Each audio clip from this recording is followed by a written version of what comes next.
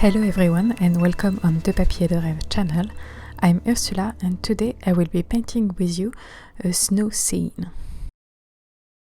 So once again I want to paint a snow scene and a winter scene just because the last one was going really well and I love the choice of color I've made on this one. So I wanted to try again with another subject. In fact, the reference picture that you can see on my blog, the link is in the description just below, has been taken the same day as my other painting that I've made 2 weeks ago. So it's the perfect theme to paint with all the same colors than the last painting. So in my reference picture you can see a river that is partially frozen, and along this river there is snow and rocks on the side and some branches and trees along the side. The colors in the picture are almost monochromatic. It's very dark. There is a lot of contrast between the white snow and the rest of the element of the picture. So I wanted to work primarily with indigo and transparent red oxide in order to get this feeling of darkness, but also ice and winter feeling thanks to the indigo. And today I'm working with some hot press paper which has no grain at all. It's a really flat paper and I wanted to use this paper because I want to get some marks, some watermarks on the top of my painting.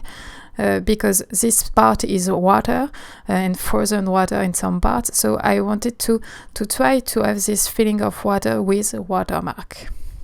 And hot press paper is a perfect paper for that because it's a very sensitive paper and it will be easier to achieve watermarks with hot press paper than rough or cold press paper. I've almost finished now my first layer. I will drop some water a bit later in order to make these watermarks. But I wanted to just have the right color in the right place. Everything is a little bit blurry and I don't think you can recognize my painting and my subject right now, but it will come a bit later with a little bit more details.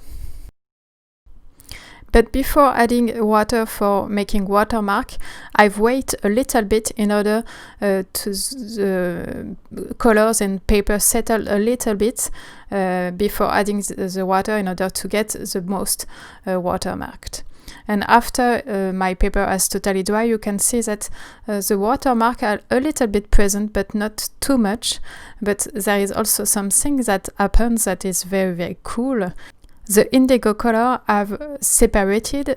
This color is made from 2 or 3 pigments, I don't remember right now, but the pigment has the capacity of separating on the paper and you can get these green marks with it and also a blue, very blue area, and I like this effect quite a lot.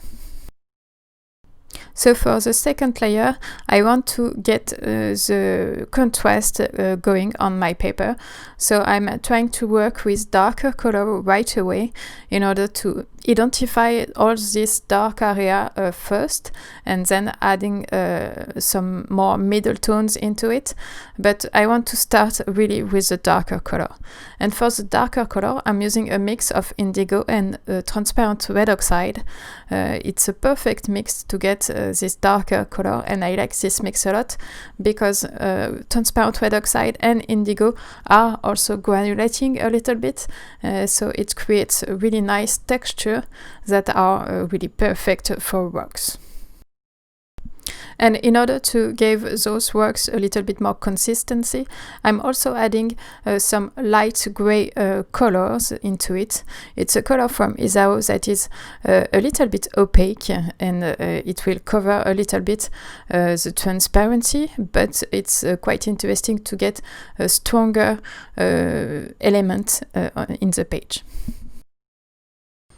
The water area in this painting was quite difficult for me because some part of this water was totally frozen, but also some other part was not frozen at all, and you are able to see some ripples in the water. And I wanted for you to see that, but it's quite difficult to paint. So I decided to make some marks on this area of the water with a very fine brush, and then I'm brushing it a little bit away with a brush just filled with water, and I'm taking the color from the paper and I'm just blurring it a little bit in order to get some texture in this area, but not too much. Water is a very difficult element to paint in watercolor, and I'm getting better at it, but it's not my subject of choice, but it's quite nice to try again and get it some experimentation also going in it.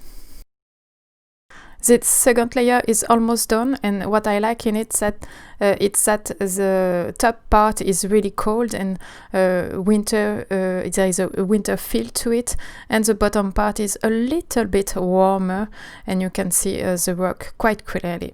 I will let this layer dry totally, and I will talk you through my supplies. For the brushes, I'm using an Escoda Último number 18 and a Raphaël Petit Gris 903 number 12. And a silver brush black velvet 1/4 inch in the dagger shape. For the colors, I'm using Indigo, Icy Lake, Isaro Grey Light, and transparent red oxide. And my paper today is from Canson Héritage in hot pressed. I was so impatient to start this third and final layer that I forget to press the record button for these first three that I've painted on my paper. But I will talk you through how I do it. I'm just taking a dagger brush filled with dark colors, and here I'm using always the mix of indigo and transparent red oxide, and I'm taking my time to trace all the branches and trunk with my brush, and trying to be a little bit random in the direction of the branches so that the tree look really natural. And I'm doing the same with the herbs and bushes between the rocks, and all those details of vegetation around the rocks and along this river will add some life into this painting, because the water is frozen, the rocks are in the snow, so the only part that is living right now is the bushes and the tree. Even though I'm using just indigo and transparent red oxide for almost all the painting, I wanted to add some other color, and here I'm adding a little bit of Icy Lake. It's a color from Isaro that is made with an ultramarine pigment mixed with some mica. So the painting is shiny a little bit, and I think it's a perfect color for icy frozen things, because it will shine a little bit. So I'm using this color as a shadow for the rocks, and also a little bit in the river where the river is frozen, and it's quite a delicate effect, but it's a really nice touch, I think, and it adds a little bit of something into the painting. And now I'm just finishing some touches and detailing the frozen and part of the river by adding a little bit of texture and interest into it. And that's it. My painting is finished. And this video is also finished. Thanks for watching, and I hope you like it. Please check the blog post for more information about it, and tell me what you think in the comment. See you soon.